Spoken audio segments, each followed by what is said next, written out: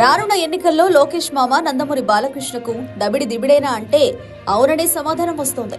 ఎన్నికల ప్రచారంలో భాగంగా శనివారం ఉమ్మడి అనంతపురం జిల్లా హిందూపురం అంబేద్కర్ సెంటర్లో నిర్వహించిన సభలో ముఖ్యమంత్రి వైఎస్ జగన్మోహన్ రెడ్డి పాల్గొన్నారు. జగన్ ఎన్నికల ప్రచారానికి జనం వెల్లువెత్తారు. నలుదిక్కులా జన సముద్రాన్ని చూస్తే హిందూపురంలో సిట్టింగ్ ఎమ్మెల్యే బాలయ్య పనైపోయిందని అభిప్రాయం కలుగుతోంది. హిందూపురం టీడీపీకి కంచుకోట. ఈ దఫా ఎన్నికల్లో చంద్రబాబు నాయుడు, బాలకృష్ణ, పవన్ కళ్యాణ్, లోకేష్లపై జగన్ ప్రత్యేక దృష్టి సారించారు. ఈ నలుగురిని ఓడించేందుకు ప్రత్యేక వ్యూహరచన చేసినట్టు ప్రచారం జరుగుతోంది. హిందూపురానికి బాలయ్య చేసిందేమీ లేదు. అయినప్పటికీ హిందూపురంలో ఆయన గెలుస్తున్నారు.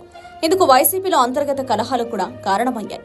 వాటిని పరిష్కరించడంలో వైసీపీ అధిష్టానం విఫలమైందని అనుకుంటున్న తరుణంలో జగన్ సభకు జనం భారీ సంఖ్యలో రావడంపై ఆ పార్టీని ఆశ్చర్యపోతోంది.